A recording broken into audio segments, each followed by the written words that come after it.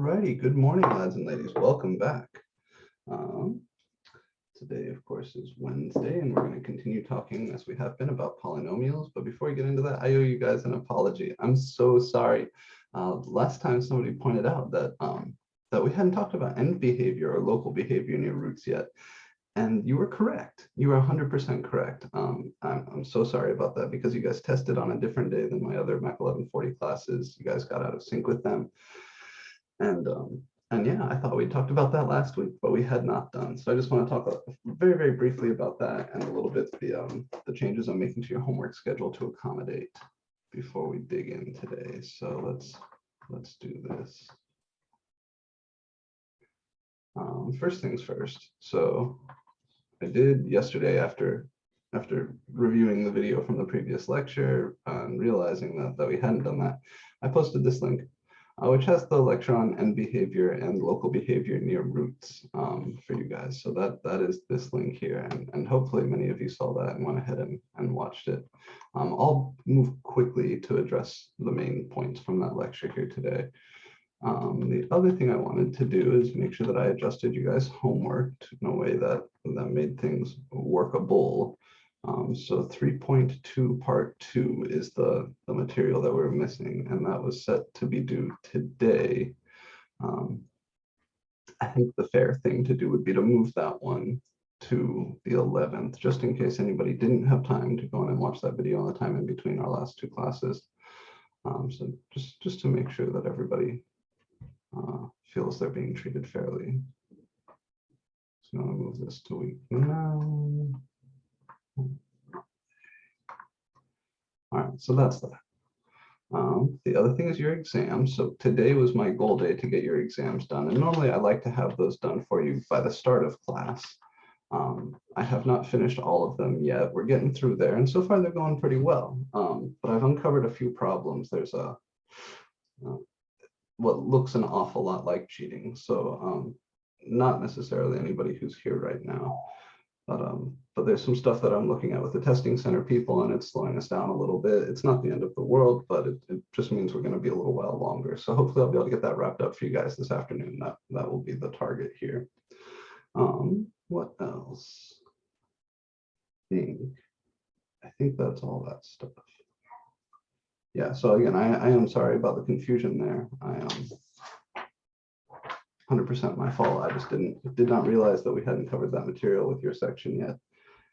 And the exams are coming. The exams are coming. They're just being slowed down a little bit by some somewhat skeezy looking complications, but we're getting through it. So let's take a second and quickly talk about the end behavior and local behavior near roots, that stuff. So we have the opportunity to ask questions and talk about it a little bit. And then we're going to move forward. So we're going to start talking a little bit about 3.4. All right. So just do these if you need full camera.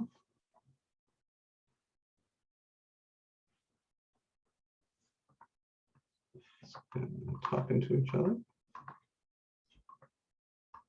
There we go.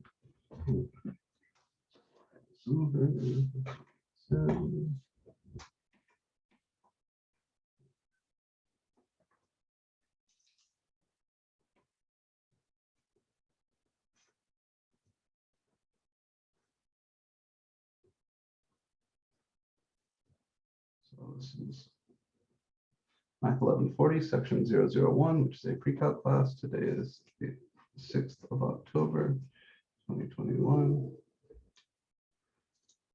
And today,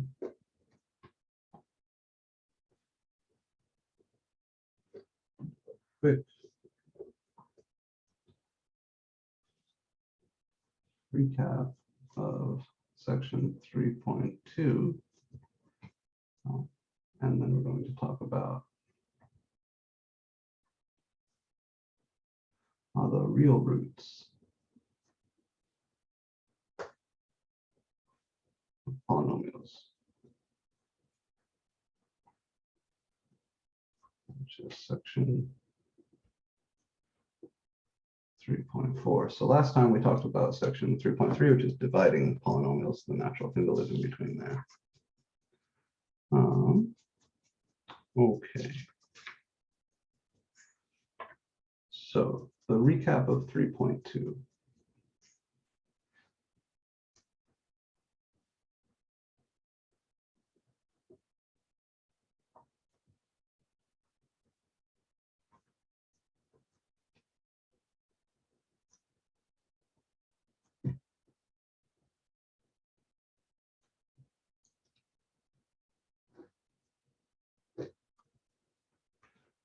In order to talk about end behavior, we need to know what the degree of a polynomial is.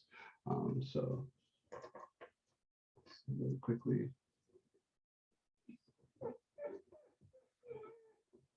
the degree of a polynomial is just the largest power of x.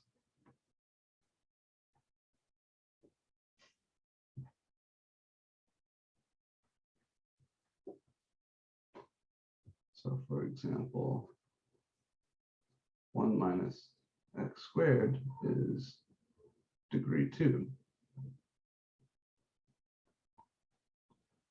Right, or let's see, 7x plus 5, a linear polynomial, is degree 1.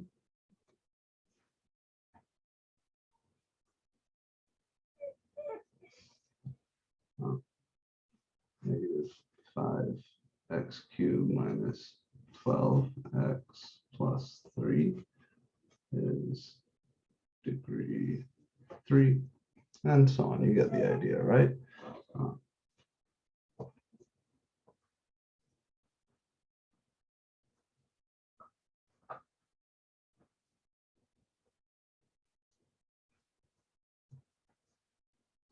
X to the 5 minus or plus 2x squared minus x would be degree 5.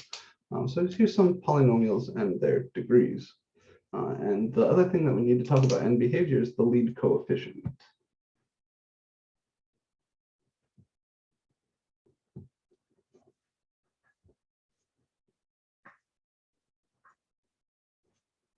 So remember, the word coefficient, if you haven't heard before, is just the name for the number attached to a power of x. So here in the 7x plus 5, the coefficient of x is 7. Here in negative 5x cubed minus 12x plus 3, the coefficient of x cubed is negative 5. The coefficient of x would be negative 12, and the constant term would be this 3. So the lead coefficient is the constant attached to the largest power of x.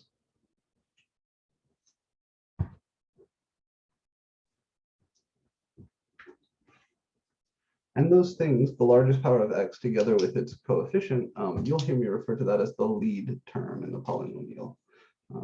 That's not an uncommon bit of terminology. So with this in mind, there are 4 possible end behaviors.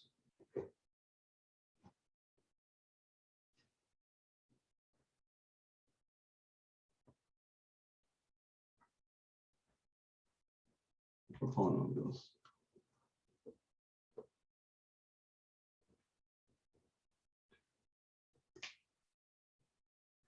And it just depends on the degree and the lead coefficient. So when I say end behavior, I mean, what do the arrows do?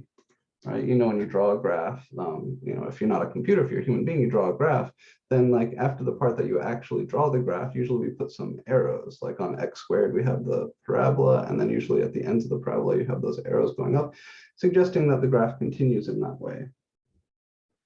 So these 4 possible end behaviors, you know, maybe you have something like this, same as x squared.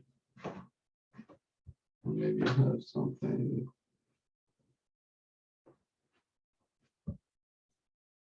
like this, where the arrows point down on both sides.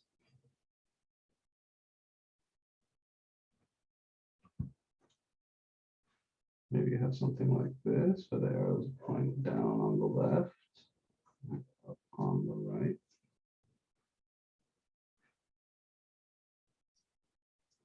Or maybe you have something like this, where the arrows point up on the left and down on the right.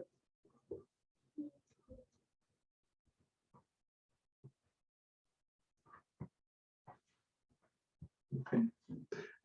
So I'm drawing the arrows and only the arrows solid, because the dotted part here, this is just like, the graph could do anything kind of in between them. I'm only trying to specify what's going on with the end behavior. The whole point of this is that you care, but you gotta go. Oh. No. Oh.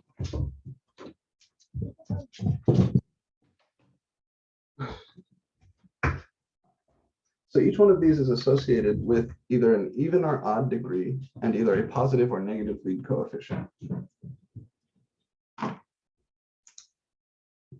Create some space here.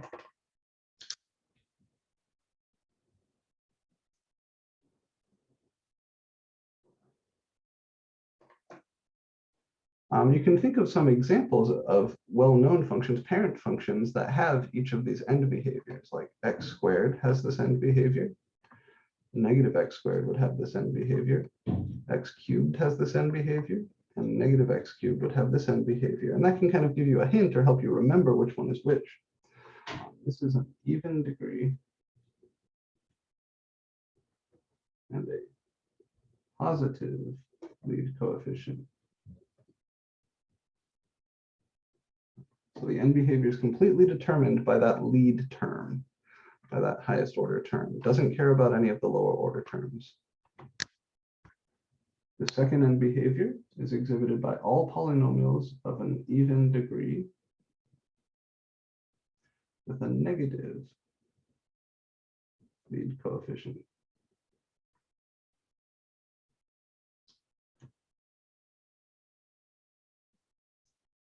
The one with the arrow down on the left and up on the right is exhibited by any polynomial of an odd degree and a positive lead coefficient.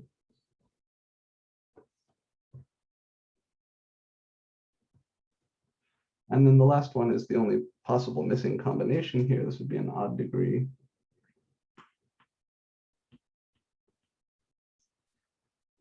and a negative lead coefficient.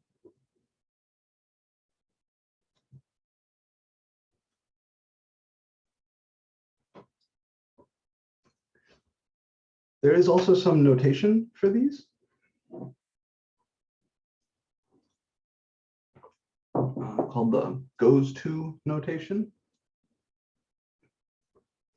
So remember, way off to the side over here is like negative infinity, and way off to the side over here is like positive infinity along the x-axis, right? As my x values get bigger and bigger and bigger, we're going to the right. As my x values get smaller and smaller and smaller, we're going to the left. And the same is true for the y-axis. Up here would be like positive infinity for y's, and down here would be like negative infinity for y's. So the notation we use to describe these is as x goes to, I'll do the left side first.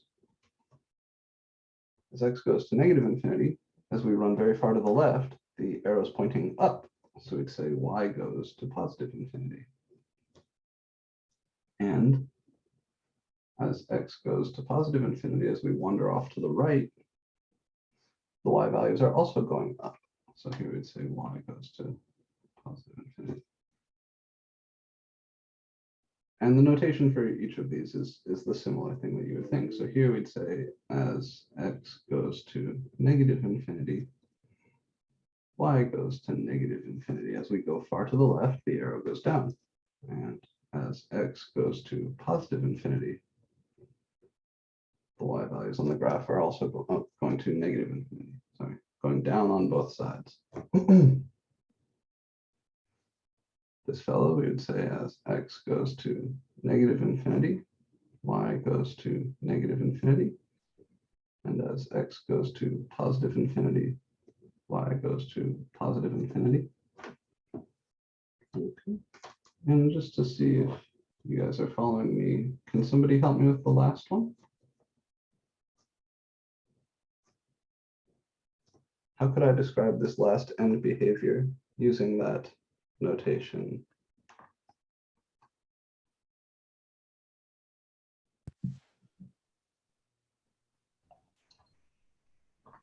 As x goes to negative infinity, y goes to infinity. Very good, right? As x goes to negative infinity, that means as we run off to the left, the y values are getting bigger in the positive direction. So we'd say y goes to positive infinity. Thank you. And what about as x goes to positive infinity?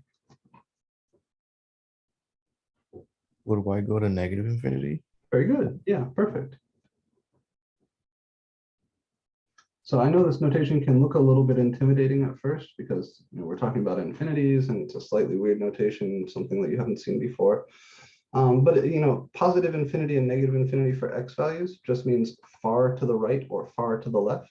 So as x goes to negative infinity, that means far to the left. And as x goes to positive infinity, that means far to the right. And the y stuff, as y, saying y goes to positive infinity means we're going up. And as y goes to negative infinity means we're going down. That's it. So these are the kind of nice notations to describe where the arrows are pointing at the end of your graph. And based on the degree and lead coefficient, you can tell what any polynomial's end behavior might be. Okay. The other thing that we didn't get to talk about was local behavior near the roots. So let me again just very quickly. And if you haven't watched that video that I posted, please do watch that because we go over this stuff in much more detail with many examples. This is just a quick and dirty version. So remember that roots, aka x-intercepts, aka zeros, all different words for the same thing, come from factors.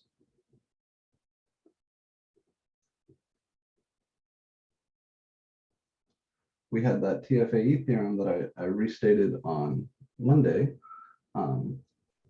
X equals c is a root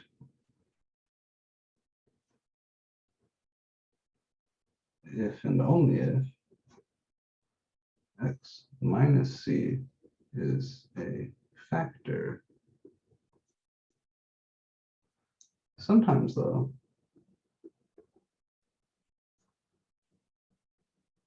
factors show up raised to powers.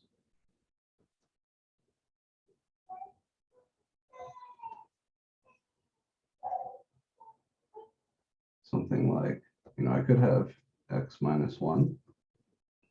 I could have x plus 1 squared.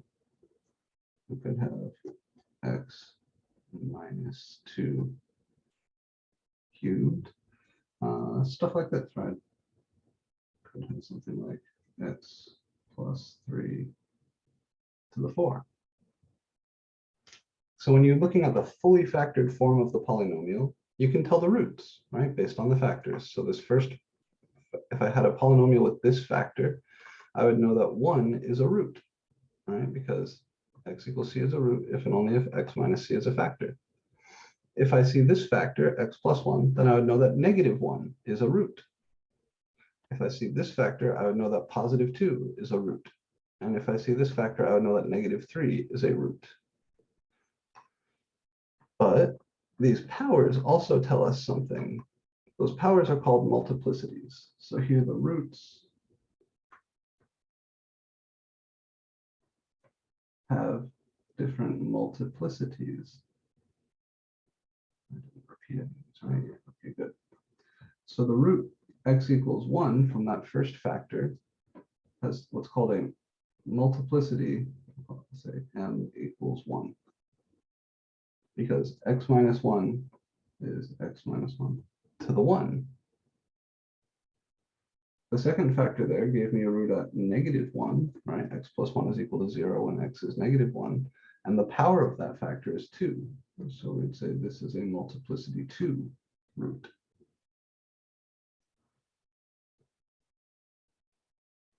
The next guy here that has a root at 2, his factor, his power is 3. So you'd say that's a multiplicity 3 root. And the last guy that I have there, the guy that has a root at -3, he would have a multiplicity 4. We would call it a multiplicity 4 root, or root of multiplicity 4. The reason these are useful is that the multiplicity tells you what the graph looks like near that x-intercept. If the multiplicity is odd, then the graph will cross the x-axis. If the multiplicity is even, then the graph will bounce off of the x-axis.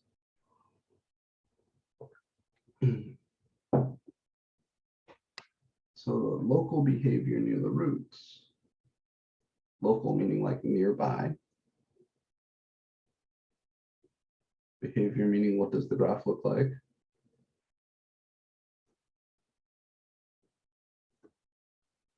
This basically says that near x equals c,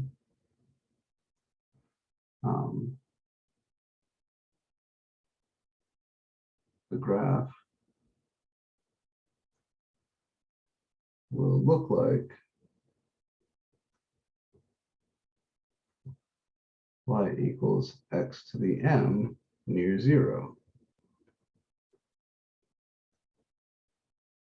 So x to the m, those are like power functions. Those are like some of our parent functions are of that form. Most of our parent functions are of that form. So what do I mean by that? Well, I mean, if you have like x minus c to the 1,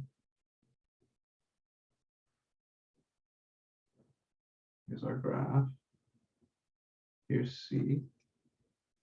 X minus c to the 1 is a multiplicity 1 root. So we'll either have a graph there that looks like this, right? Like a just very zoomed in, it will look like a straight line crossing the x-axis. Or the other possibility is that it crosses in the other direction from above to below. And the dot dot dots here just indicate that the graph could go on and do whatever the hell it wants away from this, but zoomed in very close to the root, it will look like that. If you have something like x minus c squared, then here at that root, the graph will look the same as x squared looks near 0, meaning it'll look like a little bounce, right? A little parabolic shaped bounce. Can I ask a question really quick? Sure. Regarding the first one, which would be the ones that are odd mostly is where it would apply. What indicates, there was a problem like this in the homework and I couldn't figure out why. What indicates the angle, like if it were like in this one going to the left or to the right? Like if it's an x to the third, how do I know which way it's angling? Let me make sure I understand. So conveniently, the cubic one is the next one. So I'll draw the pictures here. But like whether you're going to go from below to above or above to below is determined by how the graph looks elsewhere. So basically you start with your end behavior. And I always start on the left. I don't know if my video is mirrored for you guys. I always start on, this is my left. I always start on the left. And following that first end behavior arrow, I say, oh, okay, so I have to be coming into this first root from above, or I have to be coming into this first root from below. And that will tell me whether I'm going to cross from above to below or from below to above.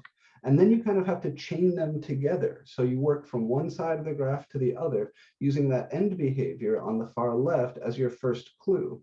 And then depending on what that first root does, you'll know whether you have to arrive at the next one from above or below. So let me get the rest of these down and then we'll do an example. And I think we'll be able to answer that question pretty clearly. Okay, because the one that I had the question on was the next one and it was not as obvious. It was the y-intercept was at -5 and it was an even positive, like a parabola. And where it intersected was a cube. However, like I couldn't determine whether it came from the right or the left where it sloped, and that's what I wasn't sure of. I get that. Yeah, it can be very tricky. And the key is to know whether to the left of your root, are you positive or negative? So if you know that you're going to cross, it's an odd multiplicity root, and you know to the left of your root, like just to the left of the root, you're positive, then you've got to cross from above to below.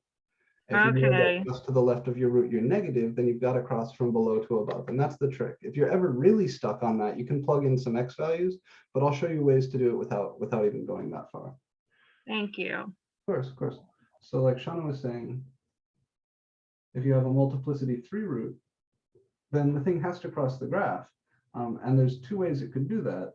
You could cross the graph either, so you're going to look like x cubed there, right? That's the point I'm trying to drive home right now, is it's going to have this sort of S curve around that root. But there's two ways to do that sort of S curve. You could either come in from below to above, or if your function is positive just to the left of C, then you're going to come in from above and leave below. And of course, the graph can do other stuff out here. I'll show one more. So if you have like x minus c to the 4, then the local behavior near that root will look like x to the 4 looks near 0, which is kind of like a parabola, but flattened out on the bottom, you know. And you either go from above to above, or from below to below. Something like this. Sorry. So these are what the local behavior near the roots can look like. And we could keep going, right? We could do x minus c to the 5, x minus c to the 6. The local behavior will always look like the associated power function looks near 0. So what I'm going to do next, I'm going to give you the factored form of a big ass polynomial, and we're going to draw the graph by coming up with the end behavior and the local behavior near the roots. All right,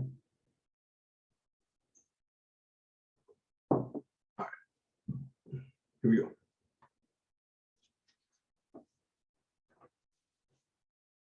For this, we'll move to 3.4.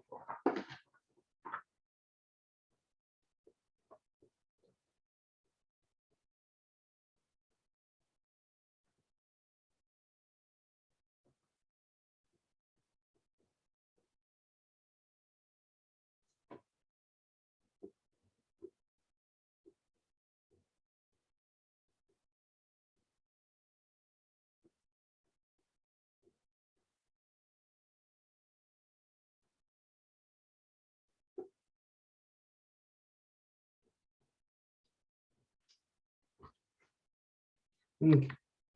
So here's a pretty large polynomial. My first question to you is, what's the degree? Would it be 3? It's a reasonable thing to think, right? Because the degree is the largest power of x that shows up anywhere. But remember, it's the largest power of x that shows up anywhere in the fully multiplied out, fully expanded version of that polynomial. And this is not fully expanded. It's the exact opposite. This is fully factored, right? So what you have to do to tell the degree is imagine you multiply all this out. Imagine you multiply all this out and multiply all this out. What would that very first term look like? And I have a trick for you here. If you multiply this out, you'd have to FOIL it, right? And multiplying this out, you'd have to whatever kind of FOIL it 3 times. The very largest term from this, the highest order term from this would be x squared, right? If you FOIL this out, this is x squared plus 6x plus 9. If you multiply all of this out, the very highest order term would be x cubed. This would be x cubed minus 3x squared plus 3x plus 1. But it would take some time to get there. And then, of course, this is x minus 5. So instead of going through the work of multiplying this whole thing out, just kind of imagine that you did and pay attention only to the highest order term you get from each. So this would give me an x squared as the highest order term. This would give me an x cubed as the highest order term, and this has x as its highest order term. So if I were to multiply x squared times x cubed times x, what would I get?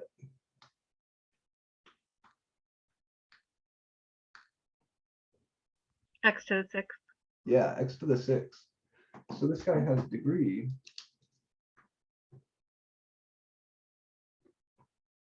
6.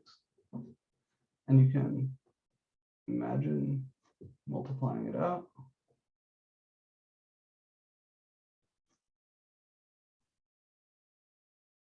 Or I have another trick.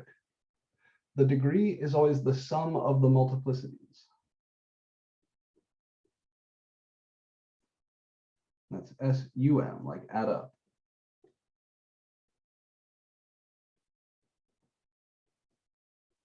So here I've got multiplicity 2, multiplicity 3, multiplicity 1. So if you add those 2 plus 3 plus 1, you get 6. That's the fastest way probably. But also imagine multiplying the thing out. That's what I did when I was in pre-calc, because I didn't know that other trick. So the degree here is 6, which is even. What's the lead coefficient going to be?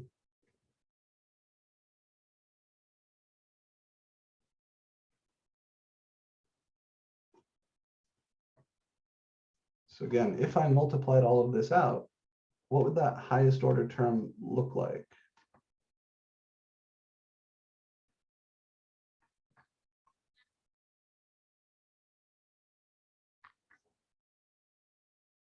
This does take some imagination.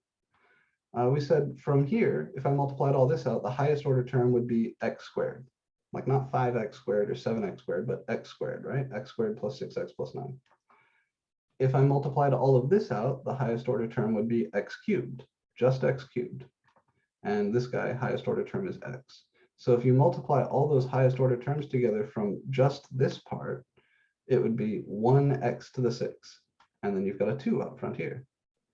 So the lead coefficient is 2.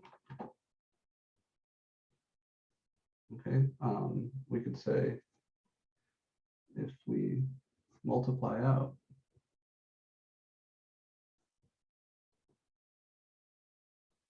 P of x looks like 2x to the 6 plus lower order terms. And another kind of neat fact is that the coefficient here in the fully factored form is always the same as the lead coefficient in the fully expanded form. So our degree is 6, our lead coefficient is 2, which is positive. Therefore, the end behavior has to be up on both sides. So this is the embarrassing thing. Remember, like the quadratic formula, embarrass yourself, you'll remember the thing. There's like an end behavior dance. All right, it's not very popular at the club, but if you do that and kind of sing to yourself, like, you know, even degree positive lead coefficient, even degree negative lead coefficient, odd degree positive lead coefficient, odd degree negative lead coefficient, it'll help you remember. So when I come in here to draw my graph, I start by plotting the roots. I have a root at -3. Let me just tick off some things here. Here's -3. I'll put a point there because I know that the point -3, 0 is on my graph. That's a root. And over here,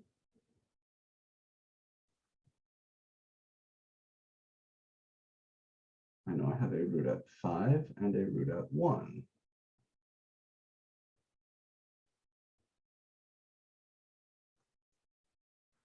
And then I like to add in the end behavior. So the end behavior, because we have an even degree and a positive lead coefficient, it's got to be up on both sides.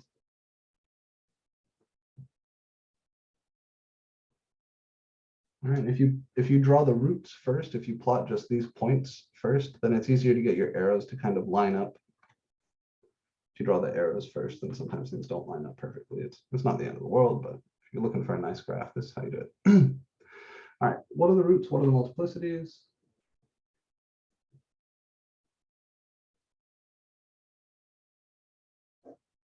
We've already said what the roots are. They're -3, 1, and 5. The multiplicity of the root at -3 is what?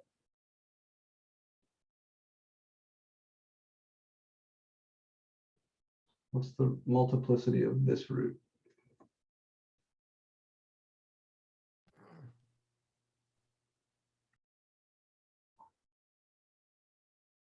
Nathan, it looked like maybe you're going to say something there, but you're muted.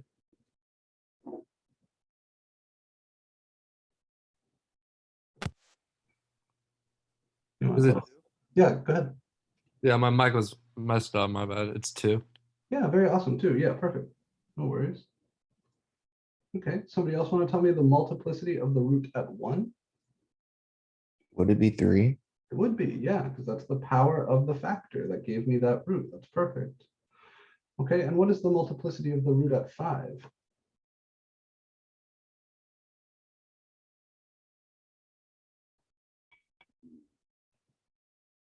What's the power of that factor? Dave, were you going to say something? I feel like it would be like 1 or 0. 1 is correct. 1 is correct. So remember, if I write just x, that's x to the 1.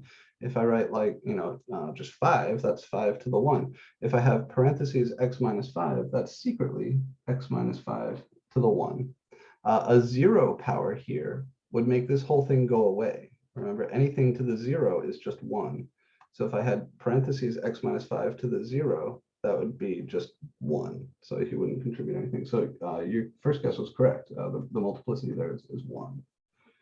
So without any power written, we always know the power is 1. Okay, so we sketched our graph. We plotted the x-intercepts, the roots themselves.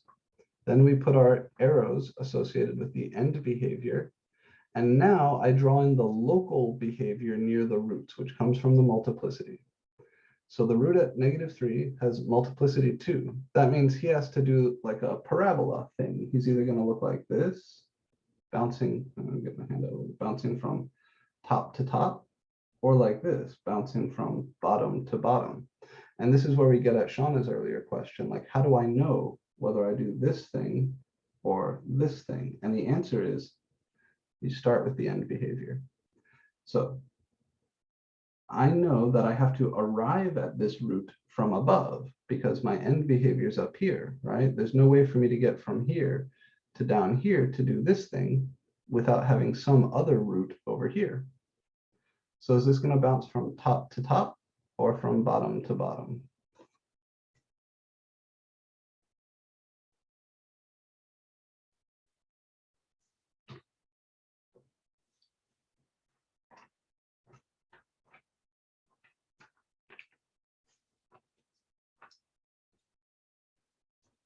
So we're looking at a multiplicity 2 root. Top to top. Yeah, and it has to be either like this, bouncing from above to above or top to top, or bouncing like this from below to below, bottom to bottom. Since I know I'm coming in from above, it has to be top to top. So I just draw in the little local behavior there. All right, and now we're going to do the same thing with the other guys. So at x equals 1, that's a multiplicity 3 root. That means I'm going to have a little S curve here, either going like this or like this, either going from above to below or from below to above. Which one am I going to do here?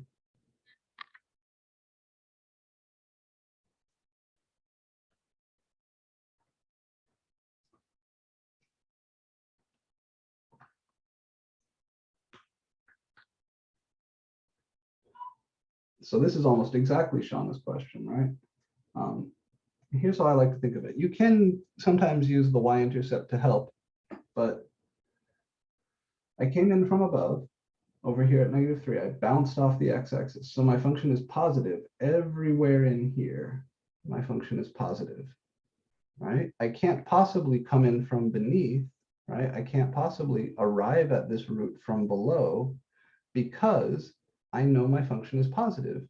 It's positive because I bounced off the x-axis here. So we're not below the x-axis, we're above the x-axis. I don't know what the fuck is going on up here, but I know that because we left this root going up and I don't have any other roots in between here, the function has to stay positive until it arrives at this thing.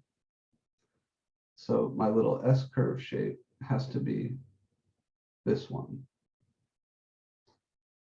Can't be the below to above, has to be above to below, because I'm going to be coming in from above because I left this guy going up. And then the S-curve shape is because it's a multiplicity 3. It looks like x cubed looks near 0. And then finally, we have the root at 5. He's a multiplicity 1 root, so he's either going to cross like this from below to above, or cross like this from above to below. Which one are we going to do at 5? Below to above or above to below?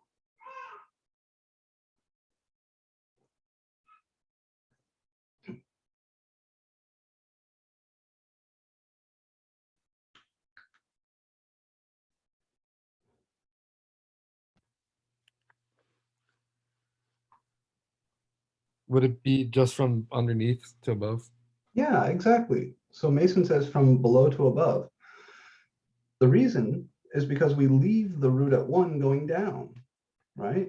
Here, everywhere in here, my function has to be negative because he's negative leaving this root, and he doesn't cross the x-axis anywhere else in here. Otherwise, we would have had other roots, right? There would have been a root somewhere in here, but there isn't. So because he leaves here going down, he has to arrive here from below. And then we know that this is going to cross just like a straight line. So this is sort of the skeleton of your graph.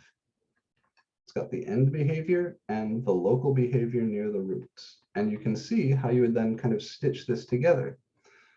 What follows, this last part, is not an exact science. You just play connect the dots. You connect the pieces. I can connect that end behavior arrow here. I know I have to connect this piece to this piece, and it might be a really tall hill, it might be a really short hill. It doesn't matter for our purposes. If you want more accuracy, you can plug in some points, but I'm not going to beat you guys to death with that. What I'm really looking for is the end behavior and the local behavior near the roots, and I'll show you why this is so nice. And the same thing down here. I know I have to connect these two pieces. I know I'm not allowed to touch the x-axis anywhere in between. The only way I can do that is like this. And then finally, I have to connect this local behavior piece to the arrow there. So this is a pretty good graph. Is it going to be perfect? No. Probably this is either shorter or taller than I drew it. Probably this is either shorter or taller than I drew it.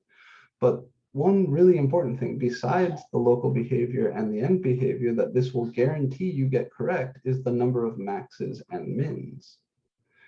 This function has 2 local mins, one right here and one right here, and 1 local max right here. And I guarantee you that's correct, because the only way to connect those pieces, the local and end behavior pieces, with smooth graphs, which polynomials are, they're always nice and smooth, is to have a hill here and have a valley here. So this would be a good graph. This is a 10 out of 10 graph on the test. Let's compare to what Desmos says. So here we can see everything that we used. I'm just going to throw this into Desmos real quick.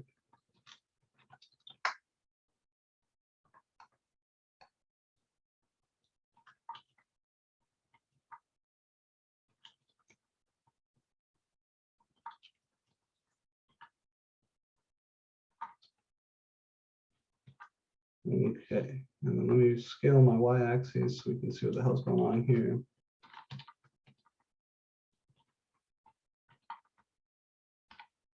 Okay. Here we go. Right, so the valley turns out to be much deeper than the hill is tall. They're both quite large, right? This 450. This is way down here at -2000, but you see the approximate shape is correct, yeah? We have this kind of S-curvy thing going on here at 1. We have a bounce going on here at -3. And then we have a straight up cross here at 5. The graph goes up on both sides. It has 1 max here and 2 mins, the one right here at the root and the other min down here at the bottom of this valley. So this would be a nice graph. It has all the features that we care about, right? We care about x-intercepts and behavior, mins and maxes. That's what we got. Now finding the exact location of this max, finding exactly the coordinates of this point, both the x and y coordinates, is a challenge. In fact, that's one of the biggest reasons calculus was developed, was to find the exact values, coordinates of these maxes and mins like this. But it's pretty damn good. Certainly, I would be happy with it. So that was the big deal with section 3.2, is getting to a place where from the fully factored form, you can draw this graph. And the trick is twofold. You need the end behavior, which comes from the degree and the lead coefficient, and you need the local behavior near the roots. Once you have that, you can draw a really, really nice graph. You will have to do this on the next test. I'll be totally straight up with you. You will have to do this. You'll have to take a polynomial in its fully factored form and draw a graph with these correct things. So are there any questions about how we got this graph?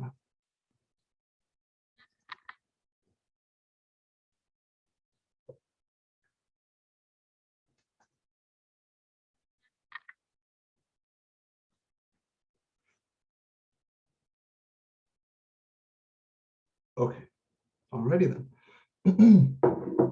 So then today, remember on Monday, we talked about dividing polynomials.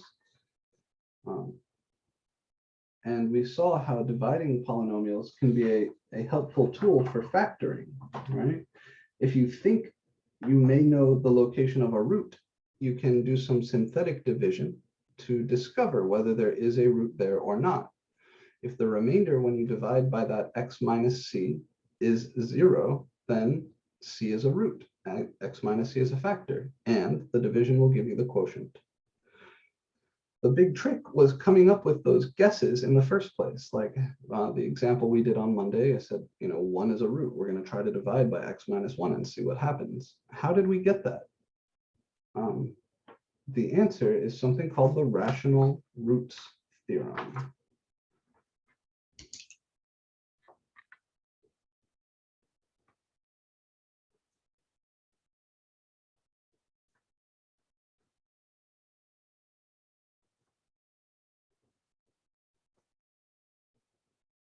And this is sort of our heaviest hitting tool for finding roots of polynomials. This is our heaviest hitting tool for factoring.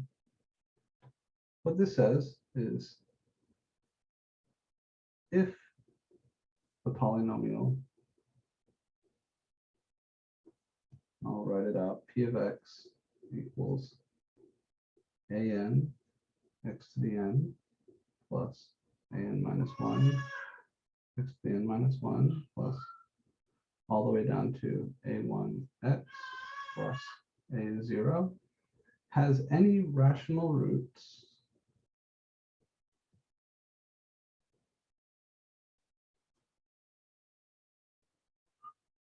and it's possible that a polynomial like this has no rational roots. It is possible for this theorem to fail. Remember what rational means nice fractions, right? Not the square root of 2, not like pi, but 3/4 or 1/2 or 5 or 10, any integer or nice fraction roots, then those must be of the form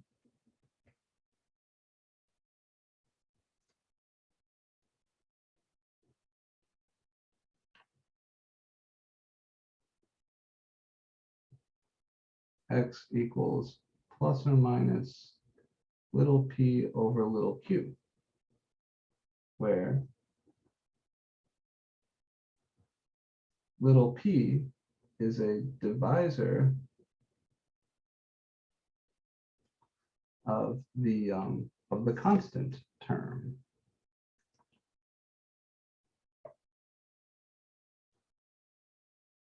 And little q is a divisor of the lead coefficient. Okay. So what this theorem does, you start with a polynomial with integer coefficients, and you look at all of the divisors of the constant term and all the divisors of the lead coefficient. That's usually going to be a pretty big list. And you form all possible fractions, plus or minus p over q, where p is a divisor of the constant term, and q is a divisor of the lead coefficient. That is a big list of all the possible rational roots. And then if you want to factor that polynomial, you use, synthetic division to test each of those one at a time. All right. Let me show you an example. So what we're going to do is we're going to try to find all the roots. Let's say find all the roots and fully factor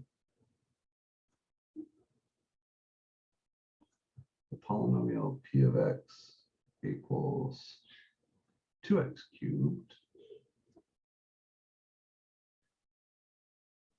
plus x squared minus 13x plus 6.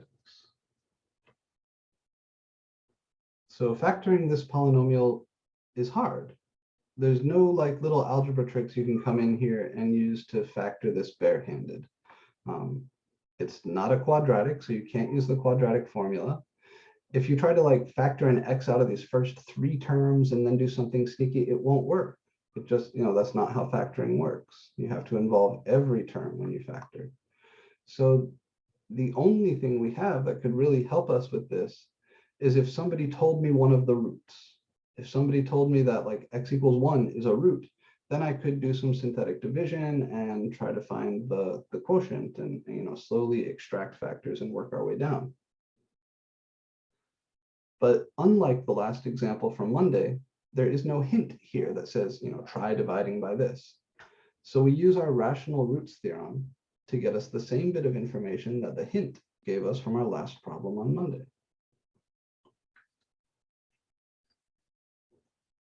So what you do is you got to come up with your list of P's and Q's.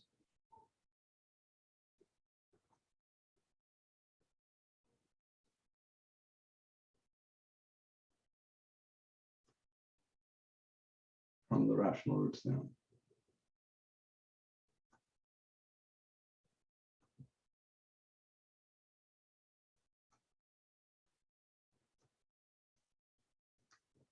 So my P's are all the divisors of the constant term. The constant term here is 6, right? The term that doesn't have any power of x attached to it. So what are all the divisors of 6? What numbers cleanly divide the number 6?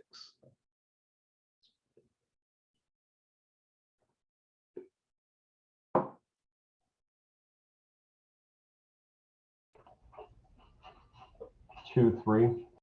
2 and 3, and also 6 and 1. So a number is always divisible by itself. I like to list these in decreasing size. So 6 divides 6, 3 divides 6, 2 divides 6, and 1 divides 6. Those are all the numbers that divide that constant term. And the lead term, the lead coefficient here is 2. The only numbers that divide 2, because 2 is prime, are 2 and 1. So I've got all the P's and I've got all the Q's. Then my theorem says all the roots are of the form plus or minus P over Q, where P is anything from this list and Q is anything from this list. So my possible rational roots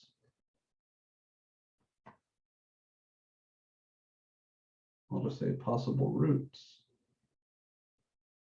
are plus or minus. What I do is I take one term from here. All right, what I'll do is I'll take all these guys over one of these guys. So I'll take 6 over 1 plus or minus 3 over 1 plus or minus 2 over 1 plus or minus 1 over 1. That's that's everything that comes from Q equals 1. And then we need everything that comes from Q equals 2. So plus minus 6 over 2 plus minus 3 over 2 plus minus 2 over 2 and plus minus 1 over 2. Now there is some redundancy here. There are some things that are repeated. So what I like to then do is sort of simplify this list. So plus minus 6, plus minus 3, plus minus 2, plus minus 1, right? Because dividing by 1 is just these. And then what is repeated here? What is extra? So 6 over 2 from that second collection of things is 3. That would be redundant. I don't need to state that again. 3 over 2 didn't show up anywhere else, so he's not redundant. 2 over 2 is 1. He would be redundant. So the other new one that came from q equals 2 is plus minus 1/2. So I've got a list here of 1, 2, 3, 4, 5, 6, all with plus or minus. So there's 12 possible numbers that I would have to check.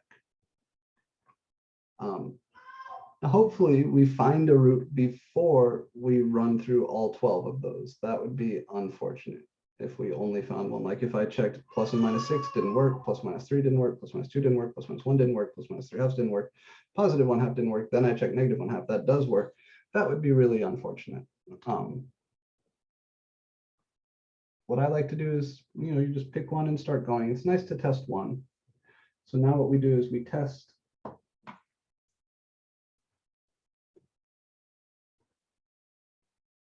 each possible root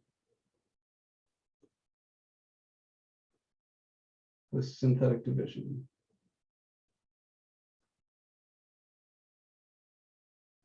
It's true that you could check whether these are roots one at a time by plugging them in here. But if you were to find that one of these gave you 0 when you plug it in, you would still need to do the division to figure out what the quotient is. So since synthetic division is so fast, we just test each of these with synthetic division until we find one that works. So we test each possible rational root with synthetic division until we find one that works.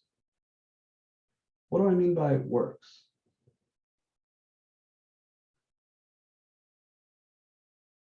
What would it mean to say one of these possible rational roots worked? Or what would be a positive result here?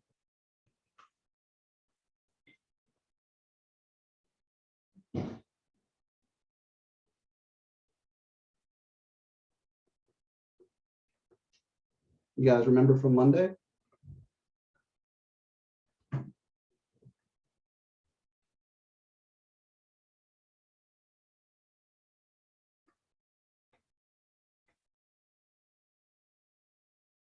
It would mean that the remainder is 0, right? The remainder is the value of P of C. The remainder when you divide P of X by X minus C is the output P of C. So if that remainder is 0, that means P of that number is 0. In other words, that number is a root. And then the really nice thing about synthetic division or division in general is that you get your factor and you get the quotient. So let me show you. I'll start by testing 1.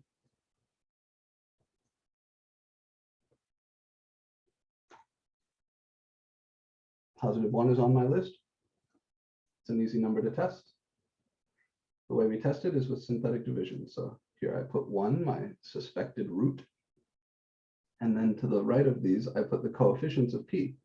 I've got a cube, square, 1, 0. So I'm not missing any terms. So I just write down those coefficients. That's 2, 1, negative 13, and positive 6.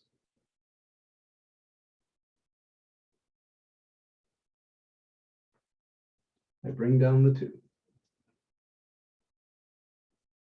1 times 2 is 2. I add these. 1 plus 2 is 3. 1 times 3 is 3. Negative 13 plus 3 is negative 10. 1 times negative 10 is negative 10. Negative 10 plus 6 is negative 4. So the remainder here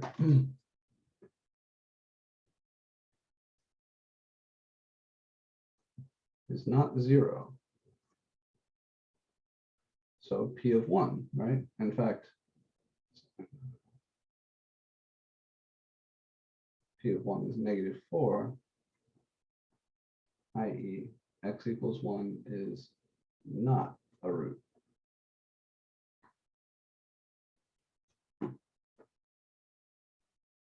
right? P of 1 is -4 by that remainder theorem. The remainder is the value of the polynomial at that input. So x equals 1 didn't work. Next, I'll test 2.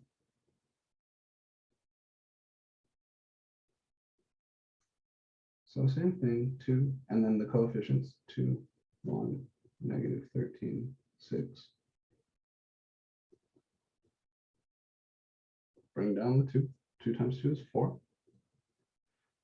4 plus 1 is 5. 2 times 5 is 10. -13 plus 10 is -3.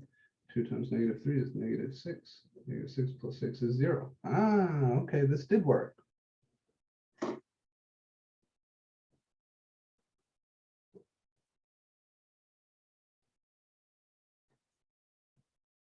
So P of 2 equals 0, i.e.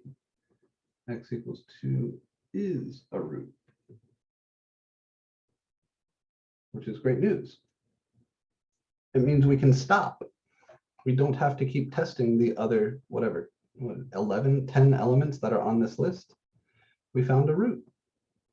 So this is what it means by works, right? When I say you test with synthetic division until you find one that works, when you get a remainder of 0, that means you found a root. We're happy. That's success. So what does this tell me?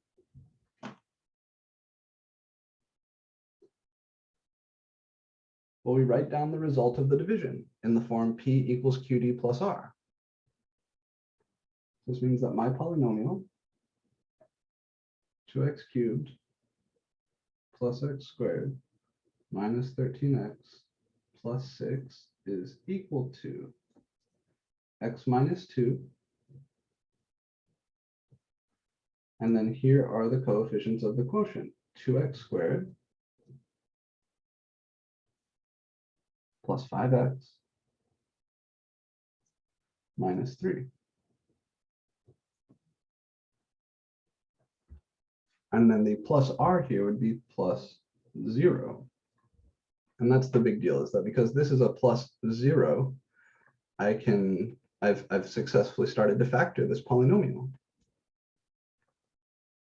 If I want to continue factoring this polynomial, I need to factor this quadratic.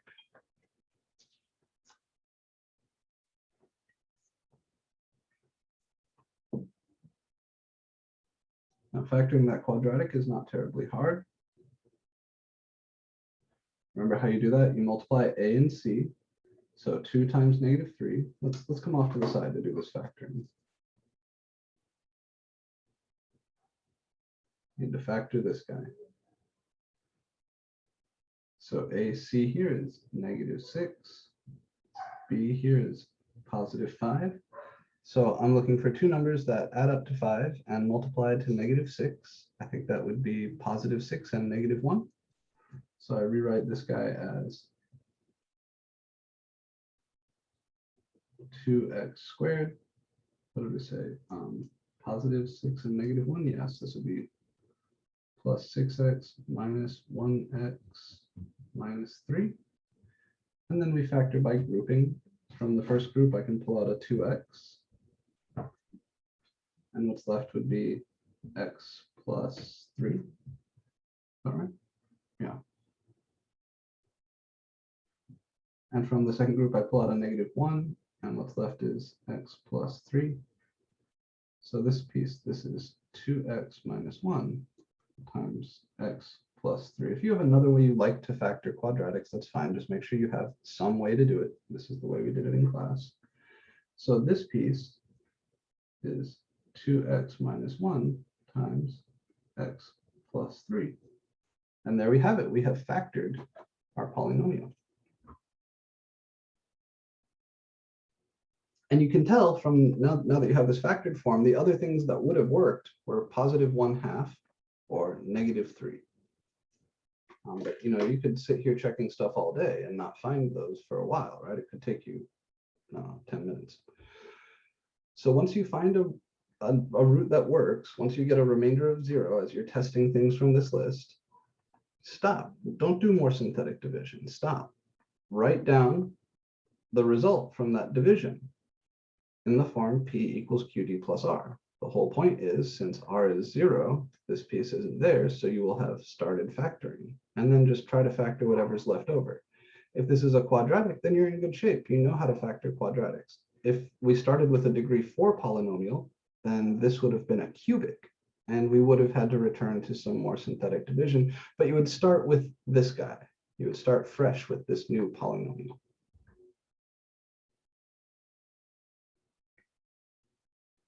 All right. This procedure is a little bit challenging, a little bit complicated, but it's by far the best tool we have for factoring large polynomials. So I want to pause for a minute, make sure we're comfy, ask any questions on this.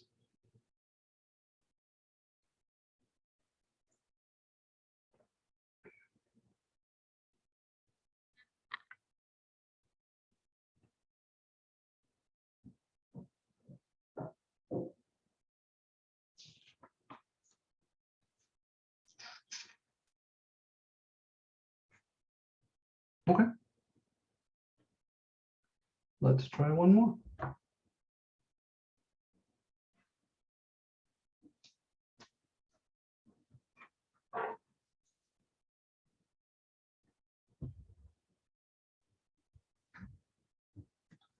This time I want to, oh wait, so hang on.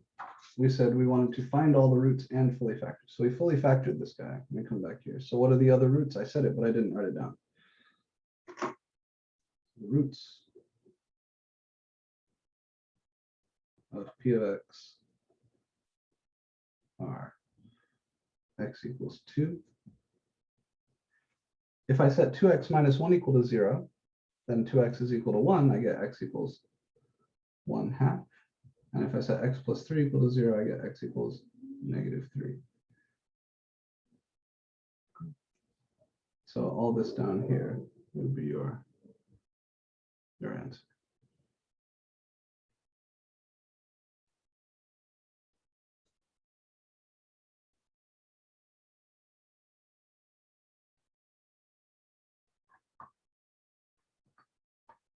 Okay.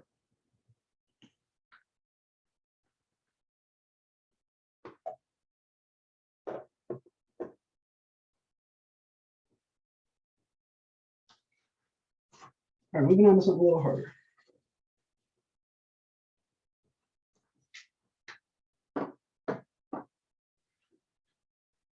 This time we're going to also draw a graph.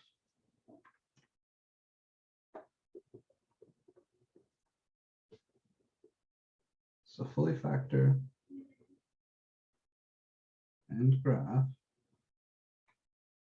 the polynomial p of x equals x to the 4 minus 5x cubed minus 5x squared plus 23x plus 10.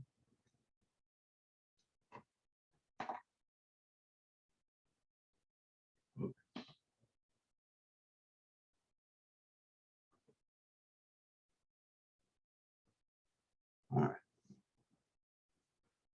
We begin with the rational roots theorem. I guess we can state the end behavior. From this form, the end behavior is easy to see.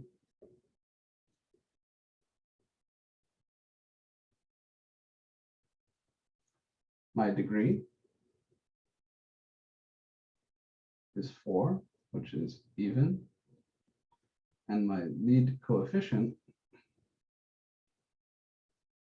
is 1, which is positive. So the end behavior must be as x goes to negative infinity, y goes to positive infinity, and as x goes to positive infinity, y goes to positive infinity. The arrows go up on both sides, right? Or y is going to positive infinity on both sides. Now to find the roots.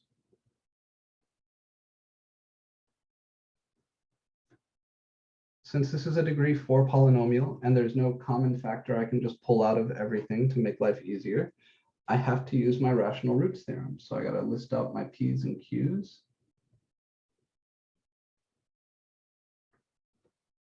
Remember, the p's are divisors of the constant terms. Those are divisors of 10, which are 10, 5, 2, and 1. 10 is a semi-prime. It's a product of 2 primes, so it has 4 divisors. Q here, the lead term, the lead coefficient is 1. The only divisor of 1 is 1. So my possible roots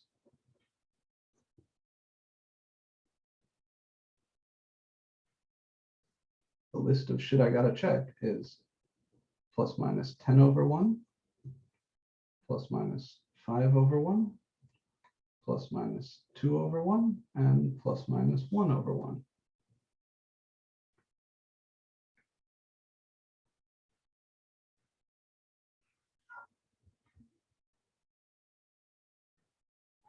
If I try to test x equals 1, that synthetic division looks like this.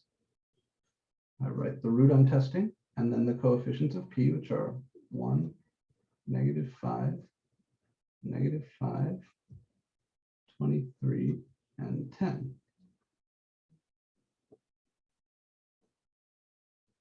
Bring down the 1. 1 times 1 is 1, plus -5 is -4. 1 times -4 is -4, plus -5 is -9. 1 times -9 is -9, plus 23 is 14. And 1 times 14 is 14, plus 10 is 24. So P of 1 is 24, not 0. No good. If I test 2,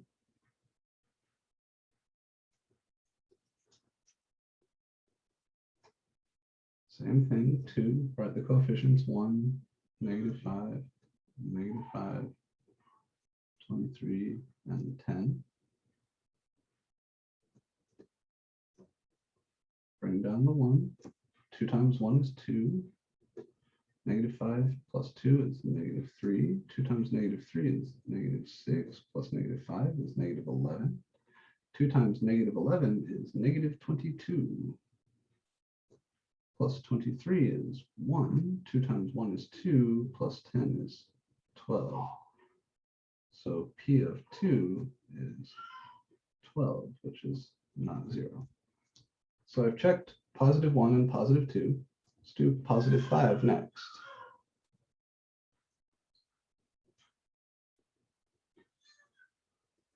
Same thing, write the root or suspected root, write the coefficients 1, -5, -5, 23, and 10.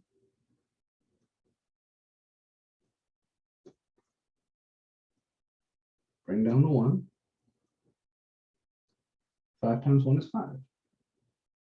Plus -5 is 0. 5 times 0 is 0. Plus -5 is -5. 5 times -5 is -25. Plus 23 is -2. 5 times -2, oh yay, is -10. Plus 10 is 0. So here, we've learned that P of 5 is 0. We found a root.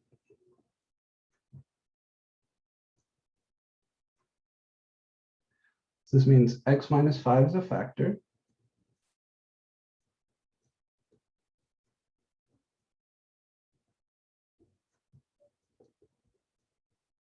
And the quotient is coming from these guys. So what I've just learned here is that my polynomial P of x, I'm not going to write it out, I'm just going to write P of x, is equal to x minus 5. Because x minus 5 is a factor, that's what we just learned, times the quotient that we get here. So remember, this was a degree 4 polynomial. We're dividing out by a degree 1 polynomial, so the result will be a degree 3 polynomial, whose coefficients are 1, 0, -5, and -2 in that order. So that's 1x cubed plus 0x squared minus 5x minus 2. All right, and we can We can skip writing the 0 if we want. I'll just leave it like that. That's fine. Now, unfortunately, we've extracted one factor, and what's left over is still pretty big. It's a cubic. So if I want to factor this, I need to do more rational roots theorem work, more synthetic division. But you start fresh with the stuff for this polynomial. You don't keep going with your original list, because this guy is going to have a smaller list than the original list. So now we continue factoring.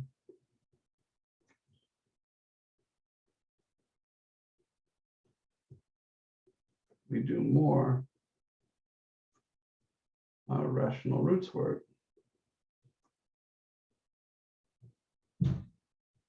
Rational root stuff with this new guy, x cubed plus 0x squared minus 5x minus 2.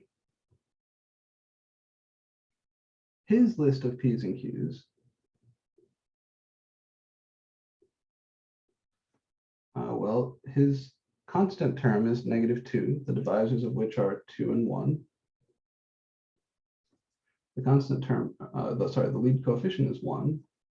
So the possible roots here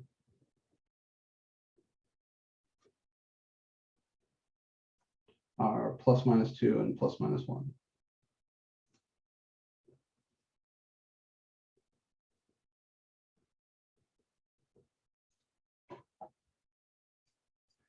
Earlier, we tested +1 and +2. If 1 or 2 were a root of the polynomial here, then they would have been roots of the original polynomial also. So we can skip testing those.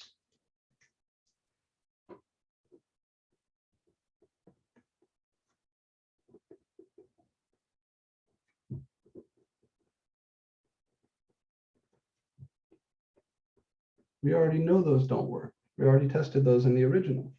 So I'll try -1 or -2. Let's do -2.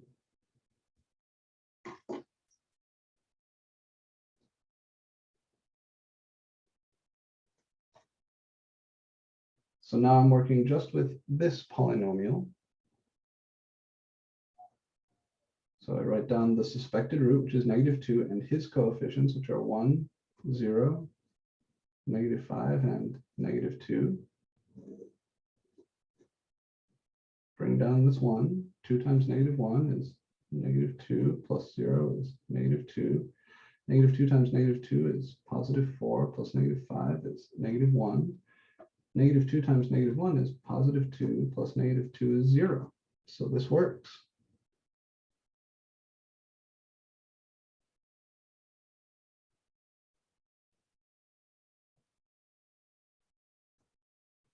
And what we've learned is that x cubed plus 0x squared minus 5x minus 2 is equal to x plus 2, the factor from the root at -2, times the quotient you would get here, x squared minus 2x minus 1.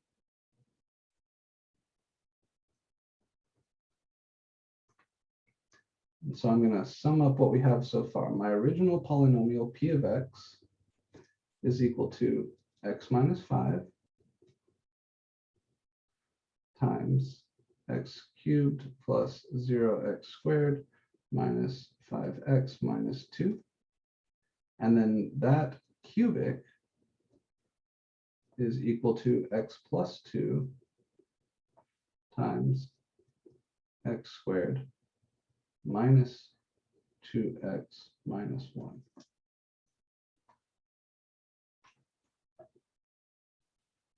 So I've now extracted 2 factors, right? We're well on our way. We're almost done. The thing that's left over here is quadratic. I can always handle those. In the worst case scenario, I'd have to use the quadratic formula. If I'm lucky, that thing would factor.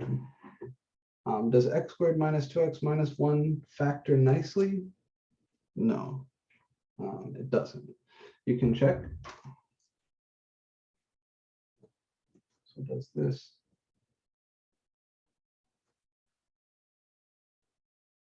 factor nicely. Well, what is the discriminant? Remember what we said? If the discriminant is not a perfect square, then the thing won't factor nicely. So b squared here is 4 minus 4 times -1 times +1.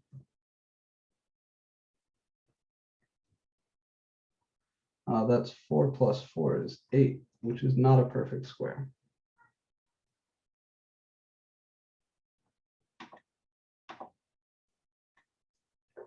So in order to finish factoring this, I need the quadratic formula. Here.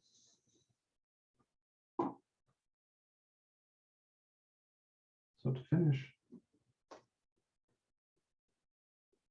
factoring p of x, we use the quadratic formula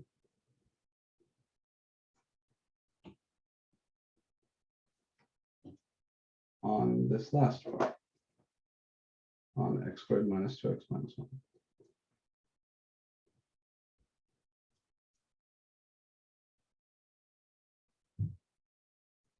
So that'll tell me that his roots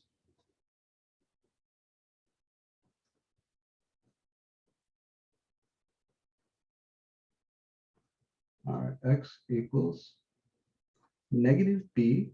So -2 is +2, plus and minus the square root of the discriminant, b squared minus 4ac, which I already calculated, all over 2a. Well, that's 2. We can clean that up. The square root of 8 is the square root of 4 times 2, which is 2 times the square root of 2. And then you can factor a 2 from the top, and you get 1 plus and minus the square root of 2 over 2. You can cancel the 2's. So the roots are x equals 1 plus root 2 and x equals 1 minus root 2. So now I know all of the roots of p.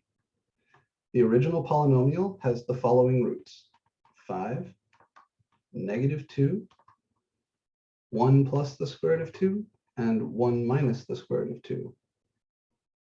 I have a fun question for you guys before we finish this problem. We're almost done. Why didn't my rational roots theorem find these? Or could my rational roots theorem find these?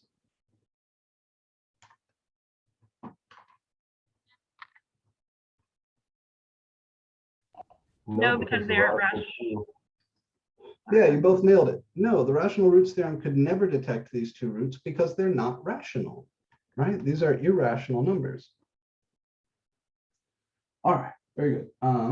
I have a fun story about this, by the way. So when I learned this stuff, when I was in pre-calculus, I remember getting so excited when we learned the rational roots theorem because, you know, all the way from middle school back, they're having you find roots of polynomials. And I was like, finally, I have the tool that will let me factor anything. So I went home, I had a whiteboard hung up on my wall. I went home, was very excited, brought a friend from class, and we just started writing down random polynomials and trying to factor them using the rational roots theorem. The very first one we wrote down is like a degree 5 polynomial with integer coefficients that we picked at random. We ground on it for like an hour, right? Running through every possible thing from the rational roots theorem, and nothing worked. And foolishly, we were like, is math broken? Are we stupid? Did we fuck up? Like, what's wrong? The answer, of course, was that that polynomial didn't have any rational roots. So the rational roots theorem won't do the job. Turns out, if you write down a random polynomial, the probability of it having any rational roots is pretty small. Like 95% chance all the roots of a polynomial, a random polynomial, are irrational. So yeah, it's a tricky biscuit, but of course the problems that we'll be giving you in class here will be chosen carefully so that at least some of the roots are rational. All right. So to finish this up, let me go ahead and write the factored version of x squared minus 2x minus 1. Just this guy on its own, because this is a little bit weird too. Remember, if c is a root, then x minus c is a factor. So this means that x minus 1 plus root 2 and x minus 1 minus root 2 are the factors of x squared minus 2x minus 1. And the parentheses here are very important, the little parentheses inside. So make sure you get this part in your notes.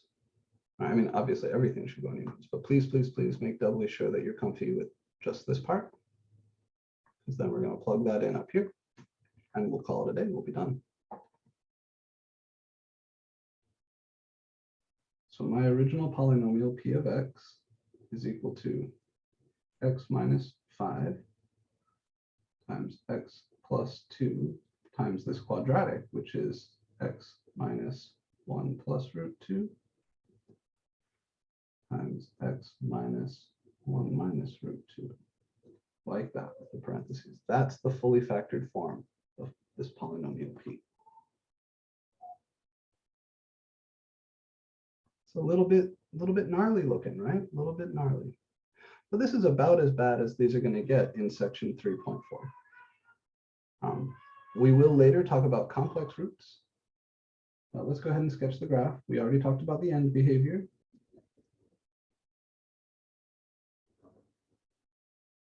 We said the end behavior is up on both sides.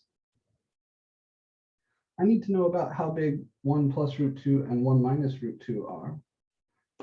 The square root of 2 is about 1.4. So this guy is about 2.4. Right, 1 plus 1.4. And this guy, 1 minus 1.4, is about negative 0.4. It's approximate. The other roots we know, the end behavior we know. So let me go ahead and draw these in. Say, so what's my leftmost root? It's the negative 2, right? So here's negative 1, here's negative 2. I have a root there. The next root as we go from left to right is the negative 0.4.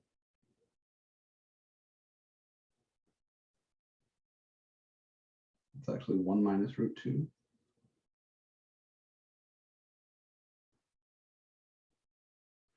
Next one, moving left to right, would be the 2.4, right? The 1 plus root 2. So we mark these off. Here's positive 1, positive 2, positive 3, positive 4. We'll come out here is positive 5.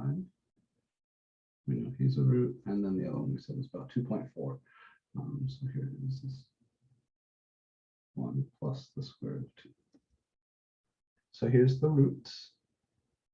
My end behavior, you know, is up on both sides.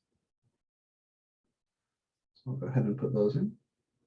And then each one of these is a multiplicity 1 root, right? Each one of these factors just shows up to the power of 1. So we're going to do a simple cross at each one. I cross from above to below here. That means I'm coming out from below there. So I got to go from below to above here. And that means I'm coming out of here going up. So I got to go above to below here and then below to above here. So here's just the end behavior and the local behavior near the roots. And that means that my graph has to look something like this.